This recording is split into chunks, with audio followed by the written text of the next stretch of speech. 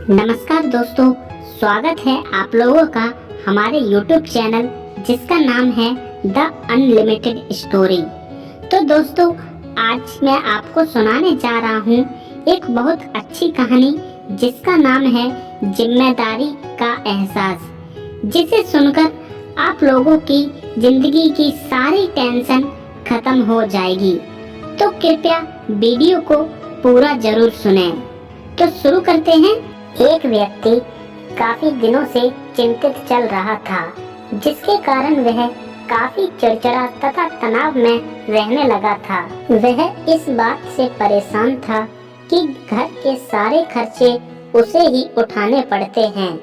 पूरे परिवार की जिम्मेदारी उसी के ऊपर है। किसी न किसी रिश्तेदार का उसके यहाँ आना जाना लगा ही रहता है।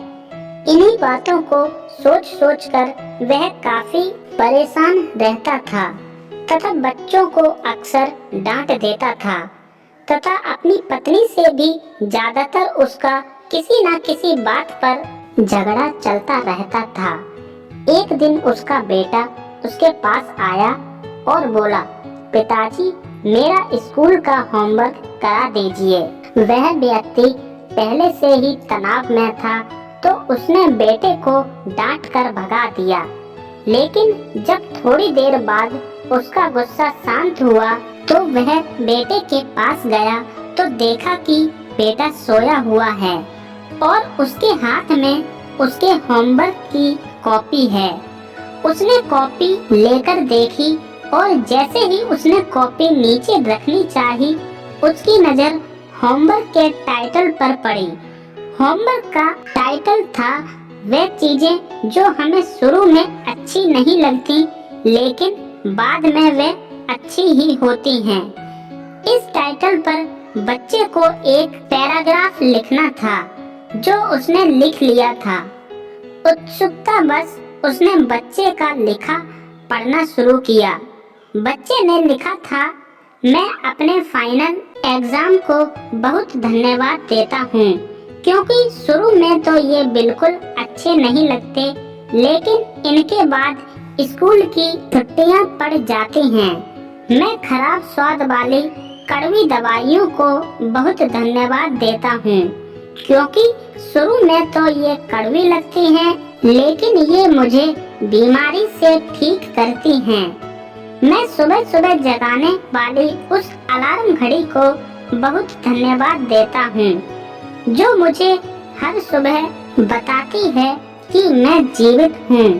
मैं ईश्वर को भी बहुत धन्यवाद देता हूँ, जिसने मुझे इतने अच्छे पिता दिए, क्योंकि उनकी डांट मुझे शुरू में तो बहुत बुरी लगती है, लेकिन वो मेरे लिए ही खिलौने लाते हैं, मुझे घुमाने ले जाते हैं और मुझे अच्छी अच्छी चीजें खिलाते हैं। और मुझे इस बात की खुशी है कि मेरे पास पिता हैं, क्योंकि मेरे दोस्त सोहन के तो पिता ही नहीं हैं। बच्चे का होमवर्क पढ़ने के बाद वह व्यक्ति जैसे अचानक नींद से जाग गया हो, उसकी सोच बदल सी गई। बच्चे की लिखी बातें उसके दिमाग में बार बार घूम रही थी, खासकर वह लास्ट वाली लाइन। उसकी नींद उड़ गई थी। फिर वह व्यक्ति थोड़ा शांत होकर बैठा और उसने अपनी परेशानियों के बारे में सोचना शुरू किया। मुझे घर के सारे खर्चे उठाने पड़ते हैं। इसका मतलब है कि मेरे पास घर है और ईश्वर की कृपा से मैं उन लोगों से बेहतर स्थिति में हूँ जिनके पास घर नहीं है। मुझे पूरे परिवार की जिम्मेदारी उठानी पड़ती है। इसका मतलब है कि मेरा परिवार है, बीवी बच्चे हैं और ईश्वर की कृपा से मैं उन लोगों से ज्यादा खुशनसीब हूँ जिनके पास परिवार नहीं है और वो दुनिया में बिल्कुल अकेले हैं। मेरे यहाँ कोई ना कोई मित्र या रिश्तेदार आता जाता रहता है। इसका मतलब है कि मेरी एक सामाजिक हैसियत है और मेरे पास मेरे सुख दुख में साथ देने वाले लोग हैं। हे मेरे भगवान, तेरा बहुत बहुत शुक्रिया। मुझे माफ करना, मैं तेरी कृपा को पहचान नहीं पाया। इसके बाद उसकी सोच एकदम से बदल गई। उसकी सारी परेशानी, सारी चिंता एकदम से जैसे खत्म हो गई। वह एकदम से बदल सा गया। वह भागकर अपने बेटे के पास गया और सोते हुए बेटे को गोद में उठाकर उसके माथे को चूमने लगा और अपने बेटे को तथा ईश्वर को धन्यवाद देने लगा।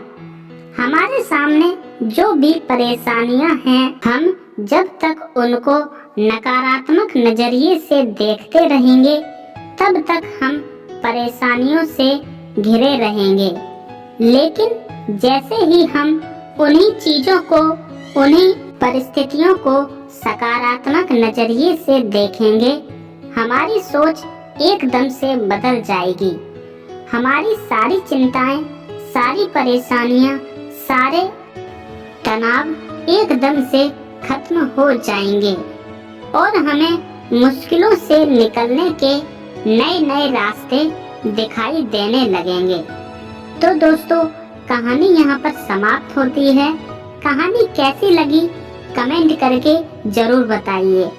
और दोस्तों, इसी तरीके की अलग अलग और अच्छी कहानियाँ सुनने के लिए प्लीज हमारे चैनल को सब्सक्राइब जरूर करें और साथ ही दबाएं बेल नोटिफिकेशन को, ताकि अगली वीडियो का नोटिफिकेशन आपको सबसे पहले मिल सके। धन्यवाद।